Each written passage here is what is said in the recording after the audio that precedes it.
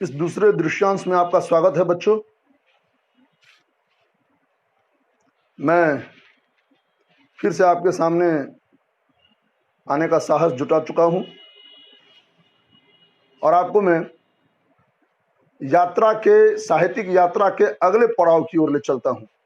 चलिए अगला पड़ाव देखते हैं हम कैसा होता है और किस तरह से इसमें हमें उतार चढ़ाव मिलते हैं, किस तरह से इसकी जो स्थितियां हैं हमें अपने भावों से दो चार करती हैं।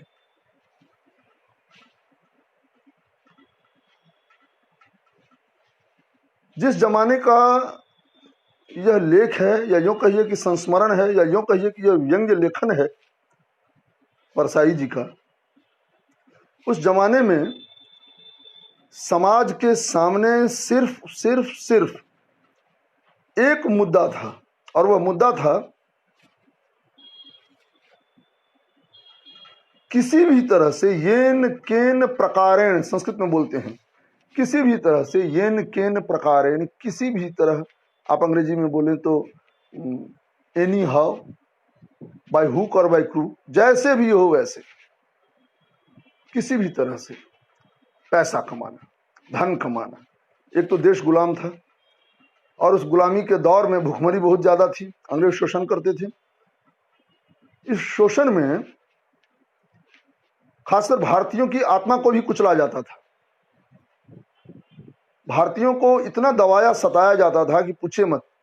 उन्हें उठने बैठने नहीं दिया जाता था, उन्हें अपनी मर्जी से हिलने डुलने नहीं दिया जाता था। यह स्थिति कर रखी थी अंग्रेजों ने। मजबूरी थी, क्या करते लोग, पशेमान थे, शर्मिंदगी हो रही थी। ऐसे में एक शिखर सितारा प्रेमचंद के रूप में 1880 में जब इस दुनिया में आया और उसने अपने साहित्यिक धारा में इन तमाम कुरीतियों को बहाने का सफल प्रयास किया, एकदम सफल प्रयास,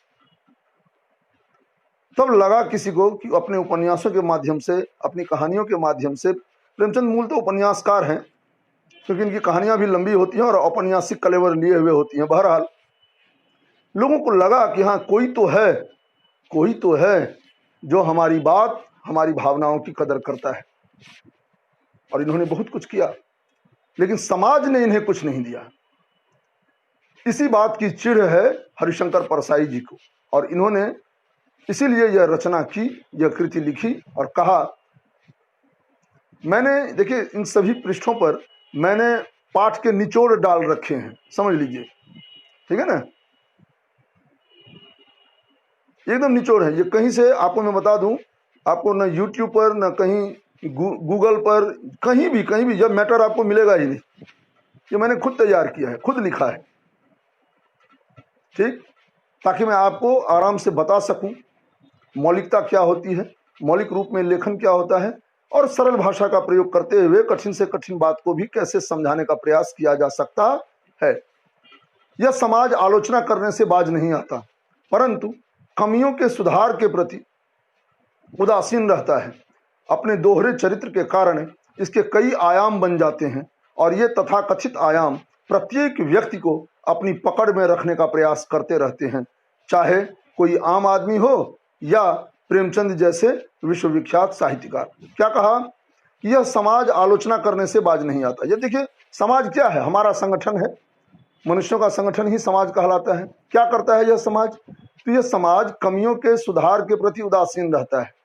आप में क्या कमियां हैं, आपके सुधार की बात ये समाज नहीं करेगा, लेकिन आपकी आलोचना करने के लिए, आपकी निंदा करने के लिए, आपकी अवहेलना करने के लिए सबसे पहले मैं समाज की नकारात्मकता की ओर इशारा नहीं कर रहा।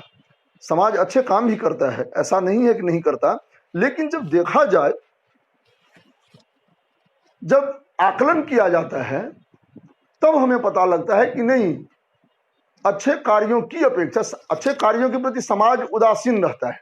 यदि उदासीन नहीं रहता तो प्रेमचंद खून की उल्टियां करते हुए नहीं गुजरते, यह यकीन जानिए। और हरिशंकर परसाई को यह रचना करने की आवश्यकता नहीं होती। रचना सिर्फ रचना नहीं होती बल्कि वह मानसिकता का द्योतक होती है। वह बताती है कि व्यक्ति के अंदर क्या मचल रहा है, क्या उबल रहा है, क्या पनप रहा है, क्या खदबदा रहा है। जब आप रचना की गहराई में उतरिएगा तब मालूम होगा आपको। तो यह समाज आलोचना करने से बाज नहीं आता, परंतु कमियों के सुधार के प्रति उदासीन रहता है। मतलब ठीक है, आपने अपना सुधार कर लिया तो कर लिया, नहीं किया तो ठीक है, हो जाएगा। एक दूसरे पर फेंकने वाली बात यहाँ की जाती है। अपने दोहरे चरित्र के कारण इसके कई आयाम बन जाते हैं। समाज के दो चरित्र होते हैं, हाथी के दांत खाने के और दिखाने के और। इस समाज के भी ये दो चरित्र हैं, खाने के और दिखाने के और, है ना। हर आदमी आपसे मिलेगा तो बहुत ही सभ्य सुसंस्कृत परिष्कृत बनकर आपसे मिलेगा। आपको लगेगा कि इससे ज्यादा सीधा सरल सच्चा व्यक्ति तो कभी मैंने देखा भी नहीं, सपने में नहीं। लेकिन उसकी कारस्तानी जब सुनिएगा तब आपको पता लगेगा कि हे भगवान, यह कैसा आदमी है। आयाम यानी रूप। आयाम या कुछ जो शब्द हैं, यहां मैं आपको बताऊं,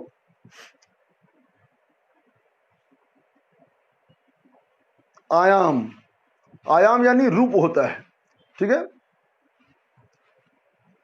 विश्वविख्यात, और ये तथाकथित, यहां देखिए तथाकथित एक है। क्या है तथाकथित का मतलब?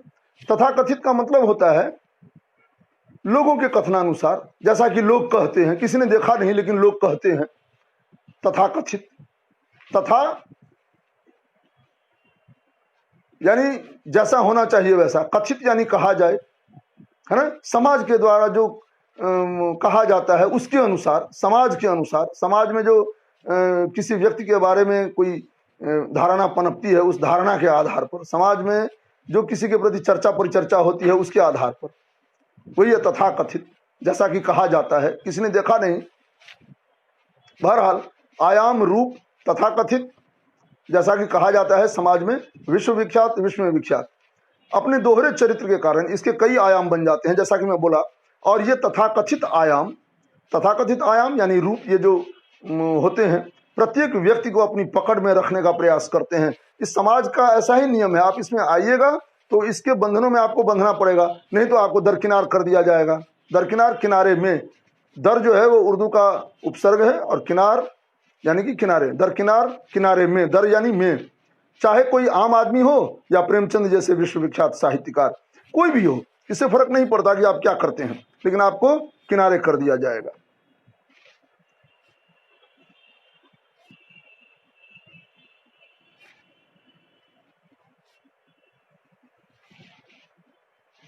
परसाई जी समाज के नाना मुखौटों में से किसी भी मुखौटे की आलोचना नहीं छोड़ते।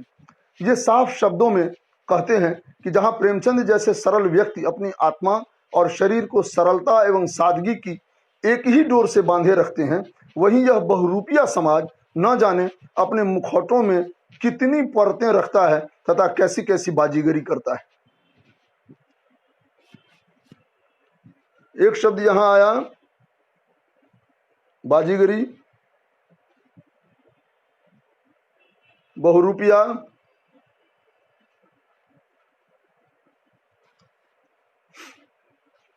परसाई जी समाज के नाना मुखौटों में से किसी भी मुखौटे की आलोचना नहीं छोड़ते। जी, इसको हटा दूं मैं तो आप समझ जाइएगा। क्या है, क्या बोलते हैं परसाई जी? परसाई जी समाज के नाना मुखौटों में से किसी भी मुखौटे की आलोचना नहीं छोड़ते। जी, कितने मुखौटे हैं, कई सारे रूप हैं, कई सारे चेहरे हैं, है ना। कई सारे रूप हैं, कई सारे चेहरे हैं। ये जो चेहरे, ये जो रूप हैं, ये रूप आपको एक बारगी नजर नहीं आएंगे, धीरे धीरे नजर आते हैं। धीरे धीरे जो है तमाम रहस्य खुलते हैं और तब पता लगता है कि यह समाज कैसा है ना। सामने तो अपना चेहरा आपको देखने नहीं देगा, सबसे जो उजला मुखड़ा है इसके पास, वह लेकर ये सामने आता है। ये साफ शब्दों में कहते हैं, किसी भी रूप की आलोचना ये छोड़ते नहीं हैं, क्योंकि इनकी कलम बहुत ही तेज है, बहुत धारदार है, बहुत पैनी है। ये साफ शब्दों में कहते हैं कि जहां प्रेमचंद जैसे सरल व्यक्ति अपनी आत्मा और शरीर को सरलता एवं सादगी की एक ही डोर से बांधे रखते हैं, वहीं यह बहुरूपिया समाज न जाने अपने मुखौटों में कितनी परतें रखता है तथा कैसी कैसी बाजीगरी करता है। क्या है, प्रेमचंद जैसे अंदर थे वैसे ही बाहर थे, है ना। उन्हें इस बात से जरा भी फर्क नहीं पड़ता था कि पैर में फटे जूते हैं या गले या शरीर पर जो है सो फटी हुई मिर्जई है, कुछ फर्क नहीं पड़ता था। हाँ, साफ सुथरा पहनते थे, लेकिन फटा है, किसी के सामने हाथ नहीं फैलाते थे और बहुत ही सादा दिल इंसान थे। बहरहाल जो अंदर होता था वही बाहर होता था। हरिशंकर परसाई यही बोलते हैं कि आपको इतनी समझ तो होनी चाहिए कि फटे जूते पहनकर कहीं फोटो नहीं खिंचवाया जाता, किसी से मांग ही लेते। ये कितना करारा व्यंग्य है, किसी से मांग लेते, क्योंकि समाज में तो मांगने का चलन है। ये देखिए, समाज पर व्यंग्य कर दिया। आप कैसे हैं कि आप इस समाज में रहकर भी इस चलन को नहीं स्वीकारते, है ना? तो ये जैसे अंदर थे, इसलिए मैंने कहा कि अपनी आत्मा को और शरीर को सरलता की एवं सादगी की एक ही डोर से ये बांधे रखते हैं प्रेमचंद। लेकिन ये समाज बहुरूपिया है, इसके पास कई सारी डोरें हैं, कई सारे रस्से हैं, कई सारी रस्सियां हैं, रंगीन रंगीन रस्सियां हैं, बंधन हैं, जिनमें बांधकर ये खुद को भी रखता है और आपको भी रहने के लिए मजबूर करता है। अगली बातें अगले दृश्यांश में, तब तक के लिए जय हिंद, धन्यवाद।